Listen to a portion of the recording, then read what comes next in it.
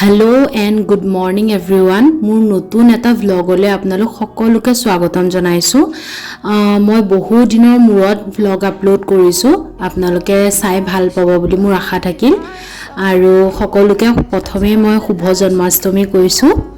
আৰু এয়া আপোনালোকে দেখিছেই মই লাহে লাহে ঘৰ চৰ মচা আৰম্ভ কৰিছোঁ। আচলতে এইবিলাক কাম মই ইমান নকৰোঁ, মোৰ মায়ে কৰে বেছিকৈ। মই অলপহে কাম এইবিলাক কৰি ভাল পাওঁ। কিন্তু আজি মাৰ মাহেকীয়া চলি আছে, আজি 3 দিন, সেইটো কাৰণে মই সকলোখিনি কৰিবলগীয়া হৈছে। আৰু মায়ে অৱশ্যে মোক কৈ গৈছে কেনেকৈ কি কৰিব লাগে, কিন্তু প্ৰথমবাৰ মা নোহোৱাকৈ এনেকৈ কৰিছোঁ যিহেতুকে অকণমান কিবা এটা মনটো খেলি মেলি নিচিনা লাগি আছে। আৰু এয়া দেখিছেনে ফ্ৰিজত এই বস্তুখিনি, মই এইটো মৌচুমী টেঙা আনিছিলোঁ জুচ বনাই খাবলৈ, কিন্তু মায়ে জুচ বনাই দিয়া নাই, সেইবাবে এইকেইটা এনেকেই পৰি আছে।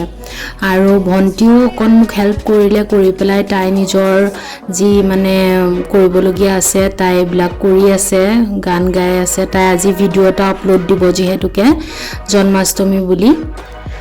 আৰু মই একদম ফ্ৰেছ হৈ 10টা বজালৈ মই আজৰি। মায়েও মোক অৱশ্যে অকণ ঘৰ মোচাত সহায় কৰি দিলে বাৰু। আৰু মই অপৰাজিতা ফুল ছিগি আছোঁ। অপৰাজিতা ফুল খুবেই শুভ হয় পূজাত দিবৰ কাৰণে। গৰুৱে অৱশ্যে খালেই, কিন্তু মই ওপৰৰ পৰা যেনে তেনে কেইপাহমান ছিগিছোঁ। ফুলটো নীলা চাহ বনাই আপোনালোকে খাই পাইছেনে নাই নাজানো, মই পাইছোঁ। ইমান বেছি টেষ্টি নহ'লেও কিন্তু চুলি আৰু ছালৰ বাবে বহুতেই হেল্ডি হয়, আপোনালোকে ট্ৰাই কৰিব। আৰু এয়া মই আমাৰ ঘৰতে যি ফুল আছে সেয়াকে অলপ ছিগি ল'লোঁ। অকণ গোঁসাইৰ থাপনাখন অকণমান সজাই দিম বুলি ভাবিলোঁ। আৰু ঠিক তেনেকৈ মায়ে যিদৰে কৰে গুৱাপান কলপাত এইবিলাক দি পেলাই ফুল দি সজাই ধূপ ধূনা ধুনীয়াকৈ লগাই দিছোঁ। কিমানখিনি পাৰিছোঁ কিমানখিনি নাই পৰা নাজানো, কিন্তু কৰিবলৈ যথেষ্টখিনি চেষ্টা কৰিছোঁ। আৰু এয়া ক্ষীৰ বনাবৰ কাৰণে মই সকলো বস্তু ৰেডি কৰি ৰাখিছোঁ এটা জেগাত। মই ক্ষীৰত ইলাইচি আৰু তেজপাতৰ ফ্লেভাৰটো খুবেই বেছি ভাল পাওঁ। আপোনালোকে কি ভাল পায় মোক জনাব। কিছুমানে মিঠৈ দিও ক্ষীৰ বনায়, যোনটো বহুত বেছি হেল্ডি হয়, কিন্তু মোৰ ঘৰত মিঠৈ নাছিল যিহেতুকে মই চেনি দিয়ে বনালোঁ। ক্ষীৰটো খাবলৈ কিন্তু ভাল বনাইছোঁ, কিয়নো মই আগতেও ক্ষীৰ বনাই পাইছোঁৱেই বাৰু। আৰু ভণ্টিও এয়া প্ৰসাদ বিলাবলৈ গৈছে। প্ৰায় 2-3 ঘৰমানৰ মানুহক এনেকৈ বিলাই দিলোঁ। আৰু ৰ'দটো ইমান বেছি আছিলে, একো ভালকৈ কৰিব পৰা নাই, বাহিৰলৈ ওলাই যাব পৰা নাই।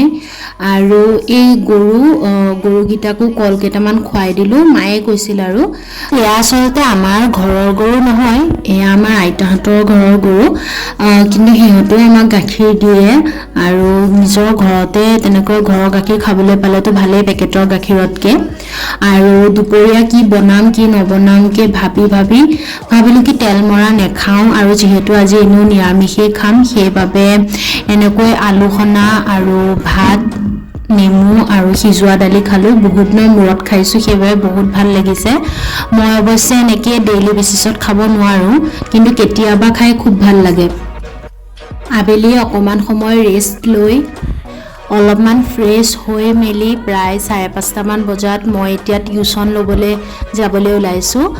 মোৰ গাঁৱৰে ছোৱালী দুজনীক মই টিউশ্যন লওঁ বাৰু, সৰু এইবাৰ কাকো নলওঁ বুলিয়ে ভাবিছিলোঁ, কিন্তু মায়ে ক'লে ঘৰত এনেই ৰিলছ স্ক্ৰল কৰি বহি থকাতকৈ 2 ঘণ্টা বা 1 ঘণ্টা এটা যদি মই মোৰ আগৰ যিখিনি পঢ়া মোৰ সেইখিনিকে বেলেগক পঢ়াওঁ, তেতিয়াহ'লে মোৰেই নিজৰেই ভাল হ'ব। আৰু ছোৱালীকেইজনীও যিহেতু সিহঁতক ইমান শিকাব ইমান নালাগে, সিহঁতে চব পাৰেই, আৰু ভালকৈ খালি অকণমান গাইডটো দিলেই হ'ল। সিহঁত বহুত টিউশ্যনটো গ'লে এটা কথা ভাল লাগে, সিহঁত দৌৰি আহে যে পঢ়িব লাগিব। এনেকুৱা নহয় যে কেলে আহিলে কি কৰিলে, অশান্তি বোলা বস্তুটো নাপায়, আৰু সেইকাৰণে সিহঁতক পঢ়ায়ো ভাল লাগে।